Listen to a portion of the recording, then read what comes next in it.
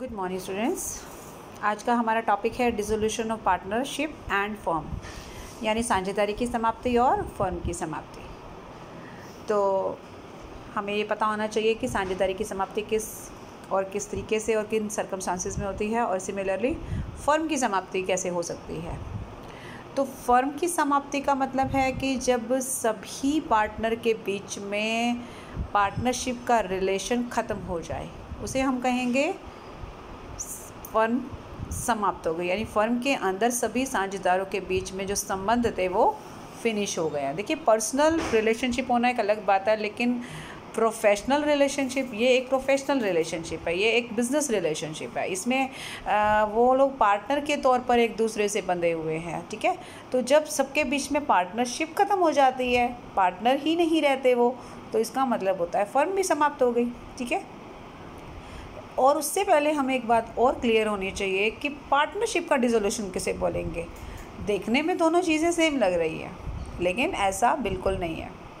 देखिए, पार्टनरशिप का डिसोल्यूशन का मतलब है कि मान लीजिए हम 3 पार्टनर हैं, राइट। एक पार्टनर जो है वो रिटायर हो गया है, या एक पार्टनर की डेथ हो गई है, या एक पार्टनर छोड़कर जाना चाह रहा है या चला गया है। तो अब उस पार्टनर के साथ हमारा रिलेशन ख़त्म हो गया, ठीक है। तो इस तरीके के जब सर्कमस्टांसेस आते हैं तो उसे कहेंगे डिसोल्यूशन ऑफ पार्टनरशिप, यानी कि पहले 3 पार्टनर थे और 3 पार्टनर के बीच में रिलेशन ख़त्म हो गया। अब रिलेशन कितने लोगों के बीच में है? 2 के बीच में, राइट, ठीक है। हालांकि होता ऐसा है, हो भी सकता है, देखो नहीं भी हो सकता। पार्टनरशिप ख़त्म होने से फर्म ख़त्म हो जाए ये ज़रूरी नहीं होता। ये भी तो हो सकता है ना कि एक पार्टनर के जाने के बाद बाकी के दोनों पार्टनर डिसाइड करें कि जी हम तो पार्टनरशिप को कंटिन्यू रखेंगे, तो कोई दिक्कत नहीं है, वो कर सकते हैं। लेकिन उन लोगों को एक नया कॉन्ट्रैक्ट बनाना होगा, क्योंकि अब तो 2 पार्टनर रह गए हैं, राइट, और फिर वो बिज़नेस को कंटिन्यू कर सकते हैं। तो इसके लिए उन्हें एक कॉन्ट्रैक्ट दोबारा से बनाना होगा, एक पार्टनरशिप डीड दोबारा से बनानी होगी, अगर रिटर्न में करना चाह रहे हैं तो अब आप ये देखो कि 3 पार्टनर के बीच में जब रिलेशनशिप ख़त्म हुई, उसमें 2 के बीच है और एक चला गया है, तो वो 2 अगर उसको कंटिन्यू करते हैं तो फर्म ख़त्म नहीं हुई है, 3 के बीच में पार्टनरशिप ख़त्म हुई है, ठीक है। लेकिन अगर वो बाकी के दोनों पार्टनर भी ये डिसाइड करते कि भाई ये बंदा जा रहा है तो चलो अब हम भी बिज़नेस को क्लोज करते हैं, तो अगर वो दोनों भी डिसाइड कर लेते कि नहीं अब हमें भी बिज़नेस कंटिन्यू नहीं करना, तब हम ये कह सकते थे कि हम सबके बीच में पार्टनरशिप ख़त्म हो गई। और अगर हम सबके बीच में ख़त्म हो गई तो फिर हम उसे क्या बोलेंगे? हम उसे बोलेंगे डिसोल्यूशन ऑफ फर्म, सिंपल, ठीक है। क्लियर हो गई ये बात कि डिसोल्यूशन ऑफ पार्टनरशिप और डिसोल्यूशन ऑफ फर्म का मतलब क्या होता है। यानी कि फ़र्म की समाप्ति का मतलब होता है फ़र्म के सभी साझेदारों का आपस में रिलेशनशिप ख़त्म हो जाना। और अगर पार्टनरशिप की हम बात करें तो किसी एक या 2 पार्टनर का छोड़कर चले जाना और फर्म को, और लेकिन बाकी पार्टनर अगर कंटिन्यू करना चाहते हैं तो वो कर सकते हैं।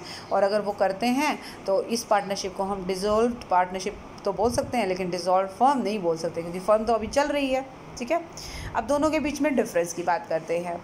तो डिफरेंस में वही बात है, एक तो दोनों के बारे में क्लियर करना होगा कि पार्टनरशिप का डिसोल्यूशन का मतलब क्या है कि जब कुछ पार्टनर के बीच में रिश्ता रहता है और कुछ के बीच में ख़त्म हो जाता है, कुछ छोड़कर चले जाते हैं। लेकिन फर्म का डिसोल्यूशन का मतलब होता है कि फर्म के सभी पार्टनर के बीच में रिलेशनशिप ख़त्म हो गया है, कॉन्ट्रैक्ट जो है वो ख़त्म हो गया है। दूसरा ये डिफरेंस हो सकता है कि पार्टनरशिप के डिसोल्यूशन से फर्म डिसॉल्व हो ज़रूरी नहीं है, लेकिन फर्म के डिसोल्यूशन का मतलब है पार्टनरशिप का डिसॉल्व होना, ये दैट इज़ कंपलसरी, ठीक है। फिर नेक्स्ट जो डिफरेंस हो सकता है वो ये है कि सभी साझेदारों के रिश्ते ख़त्म हो जाएं, ये ज़रूरी नहीं है, क्योंकि अभी तो हमने कहा ना कि बाकी के दोनों पार्टनर कंटिन्यू करना चाह रहे हैं, तो इसका मतलब उनका रिश्ता तो चल रहा है, लेकिन relation between all the partners terminates when we decide to dissolve the firm, then it is dissolution of firm, right. उसके बाद आ रहा है, और क्या पॉइंट हो सकता है, डिसबर्समेंट ऑफ शेयर। तो जो पार्टनर हमें छोड़कर जा रहा है वो अपना हिस्सा ले लेगा, लेकिन बाकी के दोनों पार्टनर तो काम करेंगे, ठीक है ना। लेकिन यहाँ पर ऐसा तो नहीं है कि एक को हिस्सा मिलेगा और एक को नहीं मिलेगा। जब सभी पार्टनर ख़त्म कर रहे हैं, जा रहे हैं, छोड़ रहे हैं, तो सारी एसेट्स को बेच देंगे, लाइबिलिटीज़ को पे कर देंगे, और जो भी बचेगा वो पार्टनर के बीच में उनके रेशो में बट जाएगा। तो ये होता है डिसोल्यूशन ऑफ फर्म का सीन, ठीक है। तो इस तरीके से दोनों के बीच में डिफरेंस हो गई। अब बात करते हैं methods of dissolution of firm की।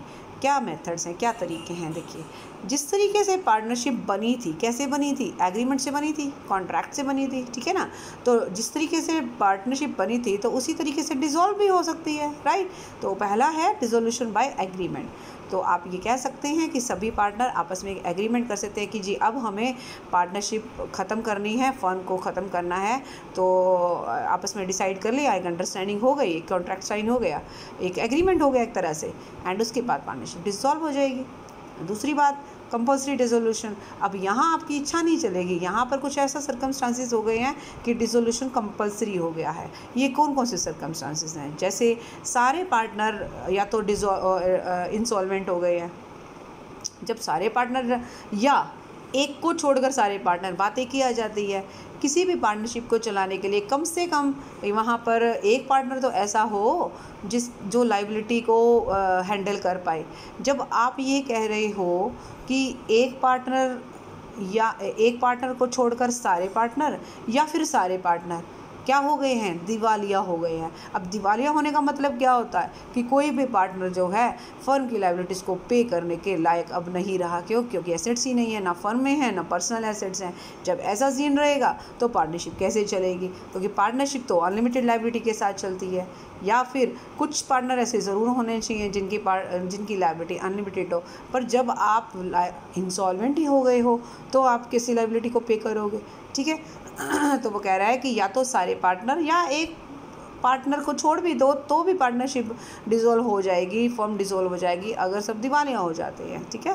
क्योंकि एक अकेला तो फर्म नहीं चला पाएगा ना।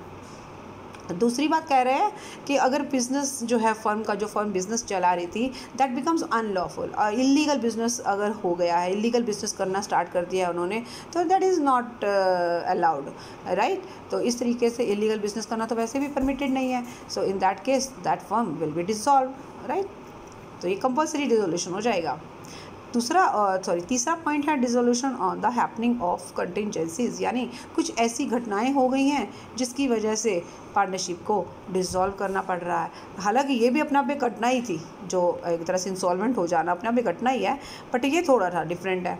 जैसे एक है कि पहला पॉइंट पढ़ रही हूँ मैं कि जब पार्टनरशिप जो है एक फ़िक्स पीरियड के लिए, अब मान लीजिए हमने पहले से ही डिसाइड किया था हमारे एग्रीमेंट में कि पार्टनरशिप हम 2 साल के लिए करेंगे। अब 2 साल पूरे हो गए तो पार्टनरशिप डिसॉल्व हो जाएगी अपने आप, ठीक है। हालांकि ऐसा नहीं है, अगर मान लीजिए 2 साल के बाद पार्टनरशिप का रिलेशन बड़ा अच्छा रहता है और वो चाहते हैं कि आगे कंटिन्यू करें, फिर उनको एक नया एग्रीमेंट करना पड़ेगा कि भाई हम आगे करना चाहते हैं तो एक एग्रीमेंट करेंगे आपस में सारे मिलकर और पार्टनरशिप को चलाए रखेंगे। लेकिन अगर कोई एग्रीमेंट कर नहीं रहे, इसका मतलब पुराने एग्रीमेंट के हिसाब से पार्टनरशिप डिसॉल्व हो गई, यानी कि सभी पार्टनर्स ख़त्म हो गए।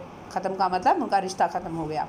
Second one is when the firm was established with a view to achieve one or more specific objective, यानी फर्म अगर किसी पर्टिकुलर मोटिव को लेकर बनाई गई है या उद्देश्य को लेकर बनाई गई है एंड वो मोटिव पूरा हो गया है। जब मोटिव पूरा हो गया, फर्म बनाने का उद्देश्य पूरा हो गया, तो इसका मतलब अब ख़त्म कहानी और फर्म डिसॉल्व हो जाएगी, ठीक है।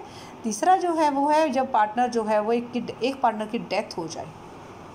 जब एक पार्टनर की डेथ हो जाए तो भी फर्म डिसॉल्व हो जाती है। और जब एक पार्टनर दिवालिया हो जाए, यहाँ पर भी दिवालिया था और यहाँ पर भी है, दोनों में फ़र्क देख लो।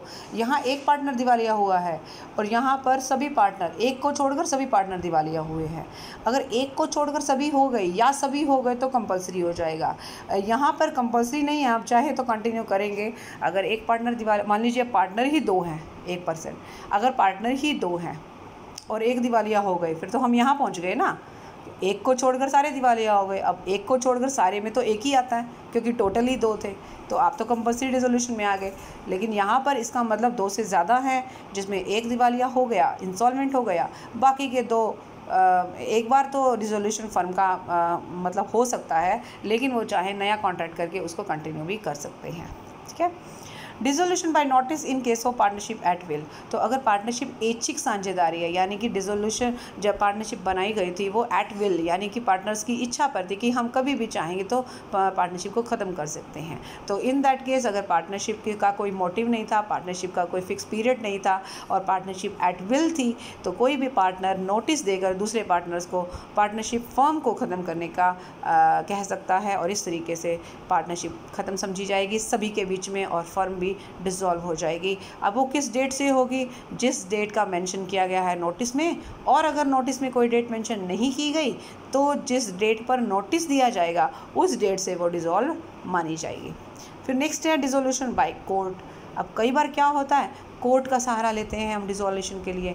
ऐसा हम क्यों करते हैं? ये कुछ सर्कमस्टांसेस हैं जिसकी वजह से हमें कोर्ट को बताना पड़ता है और कोर्ट की मदद से डिसोल्यूशन होता है। जैसे on lunacy of a partner, अगर कोई पार्टनर ल्यूनेटिक हो गया यानी कि मेंटली रिटार्डेड हो जाता है। कई बार कोई इंसान, जैसे कभी कोई उसके साथ मिस हैपनिंग हो गया, कोई ट्रेजेडी हो गया, कोई एक्सीडेंट हो गया जिसकी वजह से वो मेंटली डिस्टर्ब हो गया, अब वो पार्टनरशिप करने के लायक नहीं रहा। और क्योंकि ऐसा माना जाता है कि ल्यूनेटिक पर्सन, क्योंकि आपको याद हो तो हमने एक बात डिस्कस किया था कि ल्यूनेटिक पर्सन जो है वो कॉन्ट्रैक्ट करने के लायक नहीं रहता है ना। लेकिन हालांकि ये पार्टनर जब शुरू में तो ठीक ही था, तब तो कॉन्टैक्ट किया था, तब वो बिल्कुल बढ़िया था, उसको कोई प्रॉब्लम नहीं थी। बाद में कोई मिस हैपनिंग हो गई तो अब क्या होता है कि ऐसा माना जाता है कि कहीं ऐसा ना हो कि ल्यूनेटिक पर्सन या पार्टनर के का फ़ायदा उठा ले दूसरे पार्टनर, उसको धोखा दे या उसके साथ कुछ गड़बड़ी करें, तो उसके इंटरेस्ट को प्रोटेक्ट करने के लिए, या फिर दूसरे पार्टनर भी ये कह सकते हैं ना कि जी कल को अगर ये ल्यूनेटिक पार्टनर बाहर में कोई काम कराता है और जो गड़बड़ वाला काम है, यानी कि अब उसको तो पता नहीं है ना कि वो उसकी दिमागी हालत ठीक नहीं है, हो सकता है कि वो कोई ऐसा काम कर बैठे जो सारी फर्म को ले डूबे, तो भाई हमें तो ना फर्म का डिसोल्यूशन करवाना है, यानी कि फर्म को ख़त्म कराना है। तो ऐसे केस में या तो ल्यूनेटिक पार्टनर का रिप्रेजेंटेटिव या फिर बाकी के पार्टनर में से कोई भी एक पार्टनर नोटिस देकर, यानी कंपनी में केस फाइल कर के या कोर्ट में केस फाइल करके या अपील करके कोर्ट को ये कह सकते हैं कि हमारी जो फर्म का डिसोल्यूशन का ऑर्डर दिया जाए। ठीक है। Next is on permanent incapability of the partner. अब इसका मतलब क्या है कि कभी भी कोई पार्टनर, जैसे अभी आपने देखा ल्यूनेटिक हो गया, तो ऐसे कई बार पार्टनर परमानेंटली जैसे ब्लाइंड हो गया है, जैसे फिजिकली हैंडीकैप्ड हो गया और इस तरीके से हुआ है कि अब वो बिल्कुल काम करने के लायक नहीं रहा, तो कोर्ट को वही सेम सिस्टम है। कोर्ट के पास हम जो है एक केस फाइल करके बाकी के पार्टनर जो है अपनी बात रख सकते हैं कि कोर्ट फर्म का जो है वो डिसोल्यूशन किया जाए। फिर है on misconduct of a partner. अगर कोई पार्टनर मिसबिहेव कर रहा है, चाहे वो फर्म के बाकी के पार्टनर के साथ कर रहा है या थर्ड पार्टी के साथ कर रहा है, ऐसा भी होता है ना, तो थर्ड पार्टी के साथ कर रहा है तो मुसीबत किसके लिए खड़ी हो जाएगी? फर्म के लिए। क्यों? क्योंकि उसके किए गए कार्यों के लिए जिम्मेवारी बाकी लोगों की भी है, राइट। तो या तो आप उसको डिसओन करो, यानी कि या तो उसको एक्सपेल करो, पार्टनरशिप से निकालो। अगर आप वो नहीं करना चाहते और आप फर्म को ही ख़त्म करना चाहते हैं तो ऐसा कोर्ट के ज़रिए किया जा सकता है। ठीक है। अगर कोई मिसकंडक्ट कर रहा है तो फर्म इसके लिए रिस्पॉन्सिबल नहीं बनना चाहती है, तो firm can be dissolved on the filing of A suit by one partner.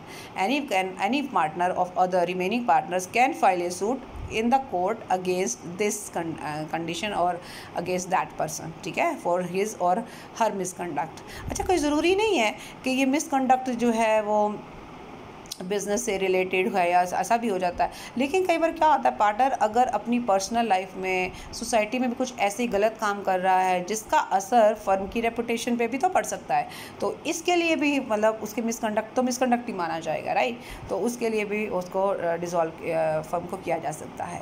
On breach of agreement by a partner. अब यहाँ पे है कि अगर पार्टनर ने थर्ड पार्टी के साथ कोई डील की ऑन बिहाफ ऑफ फर्म, या फिर उसने पार्टनर के साथ कोई डील की बट वो उसमें गड़बड़ कर रहा है या एग्रीमेंट को तोड़ रहा है, जो एग्रीमेंट हमारा हुआ है आपस में पार्टनरशिप का, उसकी किसी कंडीशन को तोड़ रहा है, इन that case same case partner के बिहेवियर की वजह से कोई भी पार्टनर फर्म के डिसोल्यूशन के लिए कोर्ट को अपील कर सकता है। ठीक है। और फिर है, अभी ये सब कोर्ट वाली चीज़ें चल रही हैं, ऑन ट्रांसफ़र, अटैचमेंट और sale of a partner share. तो कई बार क्या होता है कि पार्टनर अपने शेयर को, अपने फर्म के में जो अपना उसका हिस्सा है वो कहीं गिरवी रख दिया, ठीक है, या कहीं बेच दिया। तो कई बार क्या होता है कि उसने अपना हिस्सा ट्रांसफ़र कर दिया, he has transfer the whole of his share to third person, ठीक है। और कई बार ऐसा भी होता है कि उसका जो हिस्सा है वो किसी केस के संदर्भ में, यानी कि किसी जगह अटैच कर लिया गया। अटैच का मतलब कहीं कोई, मान लीजिए उसने कोई सरकार को कोई ड्यूज़ पे करने हैं या कुछ और इस तरीके का सीन है, या फिर उसका हिस्सा बेच दिया गया है। तो अदर पार्टनर्स कह सकते हैं डिसोल्यूशन के लिए। कई बार क्या होता है, क्योंकि ये चीज़ें ट्रस्ट पर बेस्ड होती हैं, तो अगर इस पार्टनर ने इस तरीके के कोई भी काम किया है तो इससे क्या होता है कि दूसरे पार्टनर्स को थोड़ा सा ट्रस्ट का इशू रहता है। इस वजह से वो डिसोल्यूशन की डिमांड जो है वो कर सकते हैं। When the firm is constantly losing concern, यानी कि अगर फर्म कॉन्टीन्यूसली लॉस में जा रही है और उसके सर्वाइव होने के कोई चांस नहीं है, then it can be dissolved by filing an application before the court, right. And फिर नेक्स्ट है when the dissolution is just and equitable. अगर कोर्ट को अपनी तरफ से ऐसा लग रहा है कि जो ग्राउंड्स हैं, जो बेसिस हैं, जो आधार हैं फर्म को डिसॉल्व करने के, वो जस्ट इक्विटेबल, यानी कि एक मतलब न्यायोचित जिसको आप कह सकते हो, यानी कि कर देना चाहिए ये काम क्योंकि ये सबके फ़ायदे के लिए है, then it can be dissolve by court. ये तो हो गए कोर्ट के सीन। अब आएगी बात dissolution on account of fraud. अगर आप कोई फ्रॉड कर रहे हैं, मतलब आप पार्टनर ने कोई फ्रॉड किया है, तो ऑब्वियसली उसके आधार पर भी, जैसे यहाँ पर भी आपने देखा ना इस तरीके का पॉइंट कि उसने कोई एग्रीमेंट ब्रीच किया है।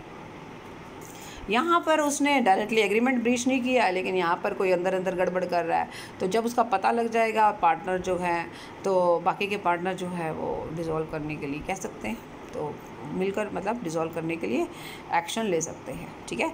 तो आज हमने क्या डिस्कस किया? आज हमने डिस्कस किया कि डिसोल्यूशन ऑफ पार्टनरशिप क्या होती है, फर्म का डिसोल्यूशन क्या होता है, सॉरी पार्टनरशिप का डिसोल्यूशन और फर्म का डिसोल्यूशन क्या होता है, दोनों में क्या डिफरेंस है, ठीक है। और मेजर डिफरेंस बेटा यही है कि पार्टनरशिप के डिसॉल्व होने से फर्म डिसॉल्व नहीं होती, लेकिन फर्म के डिसॉल्व होने से पार्टनरशिप हर हालत में डिसॉल्व हो जाएगी, ठीक है। दोनों का डिफरेंस हो गया। और उसके बाद फिर हमने देखा कौन कौन से ऐसे तरीके हैं जिसके आधार पर फर्म को डिसॉल्व किया जा सकता है, ठीक है। तो इस वीडियो में इतना ही, नेक्स्ट वीडियो में हम आगे डिस्कस करेंगे। Thank you so much, bye bye and take care.